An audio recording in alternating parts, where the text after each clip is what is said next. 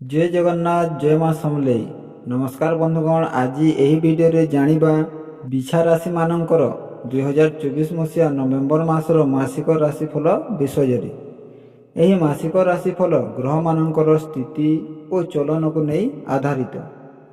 ग्रह मानकर स्थिति और चलन आम जीवन में बहुत प्रभाव पकाई थाए, जहा फल केबे सुख आसी थाए तो केबे दुख माड़ी आसी थाए। तो बंधुगण, आमे जानिबा 2024 मसीहा नवेम्बर मासरे बिछा राशिर किपरि फलप्रद हेबो और यार प्रतिकार कोन ताहा आमे एही वीडियो माध्यम रे जानिबा। वीडियो को बिना स्किप करी शेष पर्यंत निश्चित भाव में देखिबे। आम चैनल को सब्सक्राइब करी पाखरे थिबा बेल आइकन को दबाई दियंतु और ऑल रे सिलेक्ट करंतु, जहा फल रे आमे अपलोड करथिबा वीडियो रो नोटिफिकेशन सर्वप्रथमे पाई पारिबे। तो चलतु बंधुगण, आमे जानिबा बिछा राशि नवेम्बर मासर किपरि फलप्रद करिवो।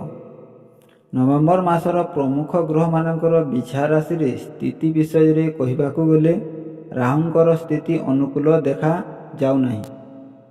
बृहस्पति सप्तम घरे चतुर्थ घरर प्रभु भाव में उपस्थित रहिबे। केतु एकादश घरे रहिबे, जहा अनुकूल विवेचना करा जाए। एही मासरे कैरियर संबंधी ग्रह शनि आपणक पई अनुकूल हेबाकू जाउछि एवं एहा आपणक चतुर्थ घरर प्रभु भाव में स्थानित हेबे। एभली परिस्थिति रे तांको क्रोध जनित वर्ष आपणक उपरे जारी रहिबो।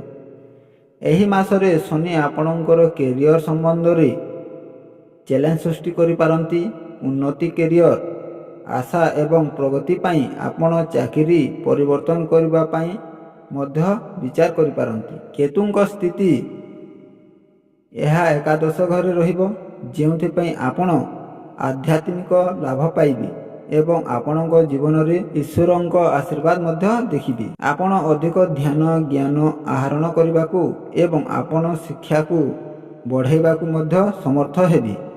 एही मासरे आपणक मध्य रे आध्यात्मिक परिवर्तन हेबार संभावना अछि। एहार उपाय पई आपण माने प्रतिदिन 27 थर ओम हनुमते नमः जप करंतु।